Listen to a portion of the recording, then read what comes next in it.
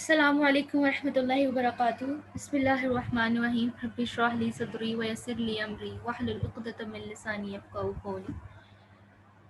Welcome to the Ramzan transmission presenting by Concept of Science Academy. I'm your speaker Mahwish, and Alhamdulillah, it's Ramadan almost finish. اللہ تعالیٰ کا شکر ہے کہ ہم نے اس ماہ کی برکتیں اور رحمتیں سب کو پایا. بھرپور عبادت کی اور بھرپور ہم نے مغفرت مانگی اور خوب دعائیں کی، خوب ذکر کیا. لیکن اب اس کو الوداع کہنے کا وقت آ گیا. ہاں، ہم سب رنجیدہ ہیں کہ یہ رحمتوں اور برکتوں اور خوشیوں والا مہینہ جا رہا ہے. وہ وقت جس میں ہم اپنے گھر والوں کے ساتھ بیٹھ کر سحری کرتے تھے، وہ وقت جس میں ہم اپنے گھر والوں کے ساتھ بیٹھ کر افطاری کر رہے تھے، وہ وقت جب ہم مساکین اور فقراء کے ساتھ جو ہے اپنا آپ بانٹ رہے تھے، ان کی جو نیڈز ہیں ان کو سمجھ رہے تھے کہ that how they are spending their life in a miserable way without the food and the things that fulfil their needs. ہم نے ان سب چیزوں کو محسوس کیا جو وہ محسوس کرتے تھے، اور ہم نے اپنی طرف سے پوری کوشش کی کہ ہم زکوٰۃ بھی نکالیں اور ہم جو ہے صدقہ اور خیرات بھی کریں. اب وقت آتا ہے عید کا، روزہ داروں کا انعام، جسے میں سمجھتی ہوں. ہر قوم کی ایک عید ہوتی ہے اور یہ ہماری عید ہے. بخاری کتاب عیدین میں حدیث نبی صلی اللہ علیہ وسلم ہے. حضرت انس بن مالک سے مروی ہے کہ نبی کریم صلی اللہ علیہ وسلم جب ہجرت کر کے مدینہ پہنچے تو آپ نے دیکھا کہ یہاں کے لوگوں نے سال میں 2 تہوار کے دن مقرر کر رکھے تھے جس میں وہ تفریح، مقابلوں اور آنے جانے سے دل بہلاتے ہیں. آپ نے پوچھا یہ کیسے دن ہیں؟ پتہ چلا کہ یہ جاہلیت کے زمانے کے تہوار ہیں. فرمایا اللہ نے تمہارے لیے ان 2 دنوں کو ان سے 2 بہتر دنوں سے بدل دیا ہے، عید الفطر اور عید الاضحیٰ. اسلام نے تہوار کا انداز بدل دیا ہے. دن کی ابتدا فطرے یعنی فطرانے سے، اللہ اکبر کی تکبیروں کی گون سے، عید کی نماز سے اور قربانی سے ہونے لگی. شراب کی محفلوں کی جگہ اسلام رنگ لے آیا. حضرت عائشہ رضی اللہ تعالیٰ عنہ فرماتی ہیں ایک دفعہ عید کے دن کچھ حبشی راستے میں اپنا کوئی کھیل دکھا رہے تھے. میں حضور صلی اللہ علیہ وسلم کے مونڈے کے اوپر سے جھانک کر دیکھنے لگی تو آپ صلی اللہ علیہ وسلم نے مونڈے کو نیچے کر لیا، حتیٰ کہ میرا جی بھر گیا اور میں پلٹ گئی. اس سے ثابت ہوتا ہے کہ آپ کوئی کھیل وغیرہ کھیلنے کے لیے اپنے محرم کے ساتھ جا سکتی ہیں، لیکن پردے میں. حضرت عائشہ رضی اللہ تعالیٰ عنہ سے روایت ہے کہ عید کے دن نبی کریم صلی اللہ علیہ وسلم میرے پاس آئے تو میرے پاس انصار کی 2 لڑکیاں بیٹھی تھیں. انصار کی جنگ باز کے ترانے گا رہی تھی. جنگ باز کے ویسے تو وہ کوئی گانے والیاں نہیں تھی. آپ صلی اللہ علیہ وسلم بستر پہ لیٹ کر اپنا رخ دوسری طرف پھیر لیا. حضرت ابو بکر داخل ہوئے تو انہوں نے مجھے ڈانٹا کہ حضور صلی اللہ علیہ وسلم کے گھر میں یہ شیطانی باجے. اس پر حضور صلی اللہ علیہ وسلم نے فرمایا ابو بکر انہیں کچھ نہ کہو، ہر قوم کی عید ہے اور یہ ہماری عید ہے. پھر جب حضرت ابو بکر صدیق رضی اللہ تعالیٰ دوسرے کاموں میں لگ گئے تو میں نے انہیں اشارہ کیا اور وہ چلی گئی. بخاری کی حدیث ہے. اس سے ثابت ہوتا ہے ہم نغمے وغیرہ گا سکتے ہیں، نوٹ سانگس یعنی کوئی اچھے اشعار. عید کے دن میلوں اور تفریح کے لیے ایک واقعہ ملتا ہے کہ نماز عید کے بعد صحابہ نے عیدگاہ میں ڈھالوں اور برچھوں سے جنگی کھیلوں کا مظاہرہ کیا. صحیح مسلم کی یہ حدیث ہے. قرآن مجید میں ہمیں ایک آیت ملتی ہے یسألونک عن الأہلۃ، وہ تم سے چاند کی بڑھتی صورتوں کے بارے میں سوال کرتے ہیں. قل ہی مواقیت للناس والحج، کہو یہ لوگوں کے لیے وقت اور تاریخ کا حساب اور حج کے دن یاد رکھنے کا ایک ذریعہ. یعنی چاند کے گھٹنے بڑھنے سے تاریخوں کا تعین اللہ تعالیٰ کی نظام فطرت کے عین مطابق ہے. نبی صلی اللہ علیہ وسلم کے دور میں کوئی ٹی وی، ریڈیو، ٹیلی ویژن، کمپیوٹر، انٹرنیٹ، اخبار وغیرہ تو نہیں تھا نا. بیچ سمندر، صحرا، جنگل بھرا پڑا شہر، ہر جگہ چاند دیکھ کر اندازہ ہوتا تھا کہ یہ کس تاریخ کا چاند ہے. آج بھی سارے ذرائع بلاک ہو چکے ہیں تو چاند دیکھ کر تاریخ کا اندازہ ہو جائے گا. اگر وہ بھی جائیں تو چاند دیکھ کر تاریخ کا اندازہ ہو جائے گا. اور ایز وی نو دیٹ کہ ہم عید کا چاند جو ہے وہ کسی انٹرنیٹ ٹیلی ویژن سے تو ہمیں خبر ملتی ہے، اس کے تھرو تو نہیں نا دیکھتے. تھرو تو کوئی دیکھتا ہے ہمارے لیے کھڑا ہو کر، دین جو ہے وہ عید کا چاند کنسیڈر کیا جاتا ہے. سیم ویسے ہی جیسے پہلے نبی کریم صلی اللہ علیہ وسلم کے زمانے میں ہوتا تھا. نیا چاند دیکھ کر روزہ رکھو اور نیا چاند دیکھ کر افطار کرو. اور اگر ابرا کی وجہ سے نیا چاند نظر نہ آئے تو شعبان کے 30 دن پورے کر لو۔ ایک اور دوسری حدیث میں ہمیں ملتا ہے مہینہ 29 دن کا ہوتا ہے، لہٰذا اس وقت تک روزے نہ رکھو جب تک کہ نیا چاند دیکھ لو۔ اگر مطلع ابر آلود ہو تو 30 دن کی گنتی پوری کر لو، یعنی اگر آسمان پہ جو ہے وہ بادل ہے، چاند کو دیکھنے میں مشکل ہو رہی ہے، تو جو ہے وہ 30 دن کا روزہ 30 دن کے پورا کر لو مہینہ۔ حضرت عبداللہ بن عمر رضی اللہ عنہ سے مروی ہے کہ رسول اللہ صلی اللہ علیہ وسلم نے کھجور جو کا ایک سائی فطرہ ہر غلام، آزاد، مرد، عورت، چھوٹے بڑے ہر مسلمان پر فرض کر دیا اور اسے لوگوں کی نماز کے لیے نکلنے سے پہلے ادا کر دینے کا حکم دیا۔ یعنی ایک زکوٰۃ کی طرح نہیں ہے کہ یہ صرف امیر پہ فرض ہے، بلکہ اس کی ادائیگی غریب پر بھی فرض ہے، اور یہ غریب کو اپنے سے زیادہ ضرورت مند کو ڈھونڈ کر اس تک پہنچانا چاہیے، تاکہ غریب بھی کبھی دینے کی خوشی محسوس کرے، ہمیشہ لینے کی نہیں۔ ایک اور حدیث سے ہمیں ملتا ہے کہ فطرہ ہر چھوٹے بڑے، آزاد، غلام، ہر اس شخص کی طرف سے نکالنے کا حکم ہے جس کی کفالت کے تم ذمہ دار ہو۔ یہ مرد پر ہے، ٹھیک ہے، کیونکہ وہ کفیل ہوتے ہیں۔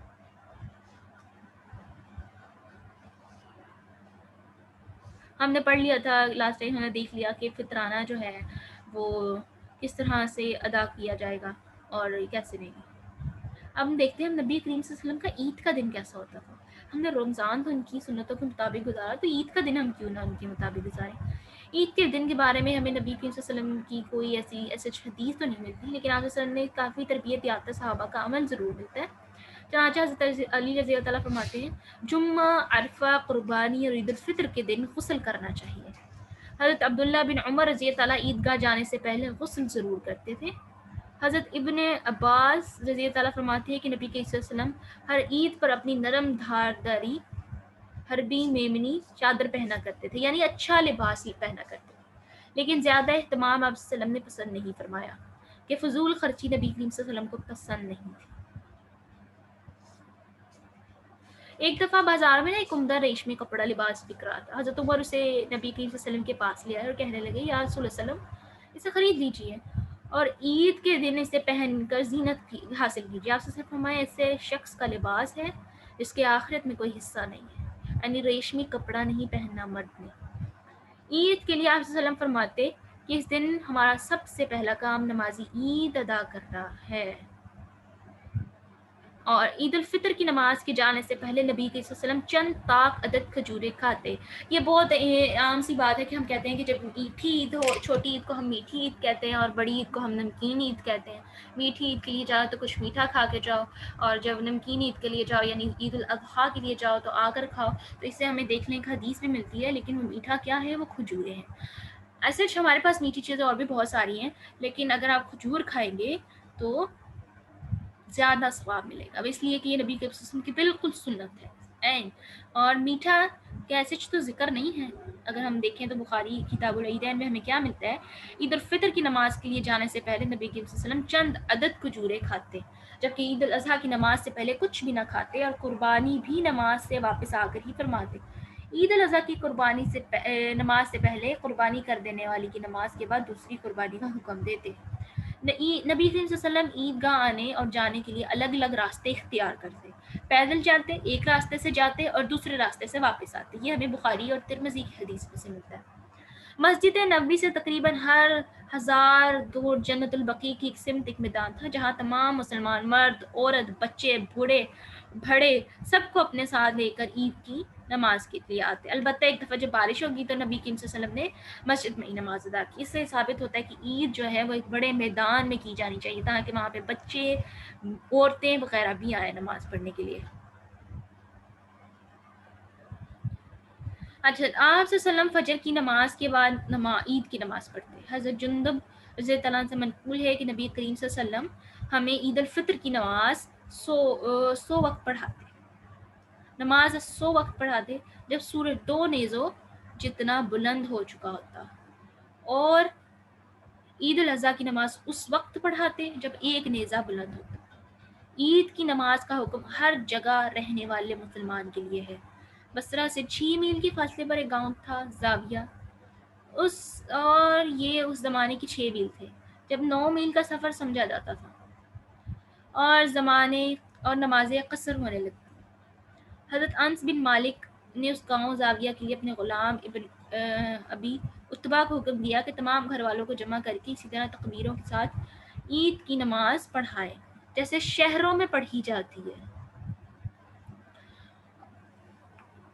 تابعی عطا ابن ابی براحہ کا کہنا ہے کہ اگر عید کی جماعت کسی وجہ سے رہ جائے تو پہلے 2 رکعتیں پڑھ لیں۔ یہ بخاری میں سے ہمیں ملتی ہے۔ عید کی نماز سے پہلے ہمیں تکبیرات پڑھنا ضروری ہے۔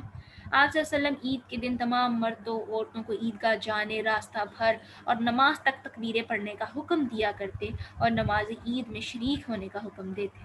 نبی کریم صلی اللہ علیہ وسلم کی عید کی تکبیروں کے الفاظ صحیح حدیث میں نہیں ملتے، البتہ صحابہ کا عمل مل جاتا ہے ہمیں۔ صحابہ نے جو کچھ سکھایا وہ اوبیسلی نبی کریم صلی اللہ علیہ وسلم سے سیکھا اور وہ بالکل ٹھیک ہے۔ ہم تقدیم جو نبی کریم صلی اللہ علیہ وسلم کی احادیث بھی ابھی ہم نے دیکھی ہیں وہ بالکل ٹھیک ٹھاک ہیں، اور ان کے مطابق کیا ہیں، اللہ اکبر لا الہ الا اللہ واللہ اکبر وللہ الحمد، اللہ سب سے برتر ہے، اللہ سب سے برتر ہے، اللہ کے سوا کوئی معبود نہیں اور اللہ ہی سب سے برتر ہے، اللہ سب سے برتر ہے، تعریف بھی صرف اسی کے لیے ہے۔ So these are words that we get from the صحیح مسلم، اور یہ ہمیں صحیح مسلم کی ایک روایت میں سے ملتے ہیں۔ اچھا، نبی کریم صلی اللہ علیہ وسلم کی نماز عید کیسی تھی؟ آپ نے کبھی عید کی نماز کی اذان نہیں دلوائی تھی؟ نماز جو تھی وہ ٹوٹل 2 رکعت تھی، اور آپ صلی اللہ علیہ وسلم مزید 2 رکعت بھی پڑھ لیتے، لیکن گھر ادھر نہیں، نہ نماز سے پہلے کچھ پڑھتے اور نہ نماز کے بعد مسجد میں کچھ نہیں پڑھتے، یعنی جو ایک میدان تھا جہاں نماز پڑھتے۔ آپ صلی اللہ علیہ وسلم پہلی رکعت میں سورہ اعلیٰ اور دوسری رکعت میں الغاشیہ پڑھتے تھے، یا پہلی رکعت میں سورہ قاف اور دوسری رکعت میں سورۃ القمر پڑھتے تھے۔ اگر عید جمعہ کو ہوتی تو پھر سورہ اعلیٰ اور سورہ الغاشیہ ہی پڑھتے تھے۔ یہ ہمیں مسلم کتاب الصلاۃ العیدین و کتاب الجمعہ سے ملتی ہے۔ اب عید والے دن عورتوں کو بھی حکم دیا گیا ہے کہ وہ وہاں پہ حاضری دیں۔ حضرت ام عطیہ رضی اللہ تعالیٰ فرماتی ہیں کہ نبی کریم صلی اللہ علیہ وسلم عورتوں کو حکم دیتے تھے کہ ہم عید کے دن عیدگاہ جائیں، مسلمانوں کے ساتھ تکبیریں کہیں اور نمازی عید میں شریک ہوں۔ حائضہ عورت کو بھی ساتھ لے جائیں، لیکن وہ جماعت کی صفوں سے الگ رہ کر مسلمانوں کی تکبیروں اور دعا میں شامل ہو تاکہ اللہ کی رحمت اور بخشش کا حصہ پا سکیں۔ انہوں نے نبی کریم صلی اللہ علیہ وسلم سے پوچھا، یا رسول اللہ صلی اللہ علیہ وسلم، اگر ہم میں سے کسی کے پاس چادر نہ ہو؟ آپ نے فرمایا اگر اس کے ساتھی اسے چادر دے دے اور وہ خیر اور مسلمانوں کی دعا میں شریک ہو جائے۔ یعنی اس پردے کا مسئلہ بھی پوچھا انہوں نے اس وقت، کہ اگر پردے کے لیے کسی کے پاس کپڑا نہ ہو۔ آج کل کے زمانے میں تو اوبیسلی ہر کسی کے پاس ہے، لمیٹڈ پیپل جن کے پاس نہ ہو، اور اگر نہ ہو تو کسی کے پاس اسے دے دیا جائے۔ حضرت ابن عباس رضی اللہ تعالیٰ عنہ اور جابر رضی اللہ تعالیٰ عنہ سے روایت ہے کہ مردوں میں خطبہ دینے کے بعد حضور صلی اللہ علیہ وسلم عورتوں کی طرف تشریف لے جاتے اور انہیں علیحدہ واعظ فرماتے، اور اسی دوران واپسی کے انتظار میں اپنی جگہ مرد بیٹھے رہتے۔ اس سے ہمیں اندازہ ہوتا ہے کہ نبی کریم صلی اللہ علیہ وسلم کے نزدیک عورتوں کا عید کی نماز میں شرکت کرنا کتنا امپورٹنٹ تھا، اور وہ ہمیں جو ہے اس کی ایک حکم بھی دے کے گئے ہیں، اگر آپ عید کی نماز پائیں تو ضرور اس کی ادائیگی کے لیے جائیں۔ اچھا، نماز عید کی جو ہے نا وہ ایک آداب ہے۔ نماز رمضان کے آخری دن غروب آفتاب کے بعد سے لے کر امام کے خطبے سے فارغ ہونے تک تکبیرات پڑھنا یہ مسنون ہے، ٹھیک ہے۔ اور اس کے بعد جو ہے صلاۃ عید جو ہے فطر مشروع ہے، یعنی اس سے پہلے جو ہے ہمیں فطر دینا ضروری ہے۔ اب عید الفطر کے آداب جو میں نے آپ کو سب پہلے ڈسکس کیا ہے پھر بتا دیتی ہوں، کہ عید کے دن غسل کریں یا کپڑا پہنیں، اچھی خوشبو لگائیں، ٹھیک ہے۔ عید الفطر کو جو ہے وہ عید الفطر کو جانے سے پہلے طاقدان میں کھجور کھائیں، پیدل جائیں، اور واپس آنے واپس آنے اور جانے کے لیے جو ہے راستہ بدل کر آئیں، ٹھیک ہے۔ صلاۃ عید سے پہلے کوئی بھی سنت یا نفل پڑھنے کی ضرورت نہیں ہے، کیونکہ یہ مقصود ہی نہیں ہے۔ پھر عید کے لیے کوئی اقامت، کوئی اذان نہیں ہوتی ہے۔ عید کے دن چھوٹی بچیوں کا ٹف بجانا اور کھیلنا جائز ہے، البتہ موجودہ دور کے فحش گانے بجانے، میوزک اور رقص و سرحاد سراسر حرام ہے، یہ نہیں آتے اس میں، صرف ٹف اور کھیلنا۔ عورتوں کو بھی جانا چاہیے، حجاب شرعی ہے، ٹھیک ہے۔ خوشبو کے بغیر سادگی اور حیا کے ساتھ عیدگاہ میں جائیں، دھیمی آواز سے تکبیرات پڑھیں، جبکہ مرد جو ہے اونچی آواز سے تکبیرات پڑھیں۔ عیدگاہ کے دن بعض منکرات، اب عید کے دن کی کچھ چیزیں ایسی ہیں جو نہیں کرنی چاہیے، کیا ہے؟ پہلے تو یہ کہ شریعت پہلے تو یہ کہ ہمیں قبروں مزاروں وغیرہ پر جانا، ان سے دعائیں کرنا، مرادیں مانگنا، چادر چڑھانا، یہ عمل اللہ سبحانہ تعالیٰ کے ساتھ شرک کرنا ہے۔ پھر اس کے بعد عورتوں کا مخالف لباس زیب تن کرنا، جیسے عورتوں کا مردوں کی مشابہت کرنا، یا عورت کا ریشم اور شہرت والے لباس پہننا، یا مردوں کا اپنے کپڑوں کو ٹخنوں کے نیچے لٹکانا وغیرہ، اس طرح کے لباس، ایسا لباس جو دوسرے اپوزٹ جینڈر کو اٹریکٹ کرے اور ان کے لیے بھی فتنے کا باعث بنے، تو ایسا لباس زیبتن کر کے نہیں جانا بلکہ پردے میں جانا ہے۔ پھر گانے بجانا، میوزک سننا، فلمیں دیکھنا وغیرہ، یعنی وہ ایک جو آپ پورا رمضان آپ ایک مسلسل کنسسٹنسی سے جو ایک نیک عمال کر رہے تھے اس کی سارے بیڑا غرق کر دینا، نہیں اس طرح نہیں کرنا، ایک دن میں ہی اپنے سارے نامہ مال ہم نے ضائع نہیں کروا دینے۔ ٹھیک ہے، پھر غرور، تکبر اور گھمنڈ کرنا، غریبوں اور مسکینوں کو حقیر جاننا، رشتہ داروں کے ساتھ صلہ رحمی نہ کرنا، کہ اگر آپ کی کسی کے ساتھ لڑائی ہوئی ہے نا کہ اسے عید پہ ضرور ملنے جائیں، تاکہ وہ جو قطع رحمی ہے وہ صلہ رحمی میں بٹ جائے۔ پھر نشاور چیزوں کا انکار کرنا، ٹھیک ہے، غیر محرم کے ساتھ خلوت اور اختلاط اور وہ جو مسافہ وغیرہ، اور یہ جو آپ لوگ جو پلاٹونک ریلیشن شپس ہیں رمضان میں بائک آؤٹ کر دیتے ہیں، پھر جو ہے عید پہ پھر سے وہ چیٹنگ سٹارٹ ہو جاتی ہے، سو اس سے اوائڈ کرنا ہے۔ داڑھیاں منڈوانا، ٹھیک ہے، جبکہ یہ یہودیوں کا شیبہ تھا، ہمارا نہیں ہے۔ کھانے پینے اور پہننے وغیرہ میں بے جا اسراف اور فضول خرچی کرنا، اللہ سبحانہ و تعالیٰ کو یہ سب چیزیں نہیں پسند ہے۔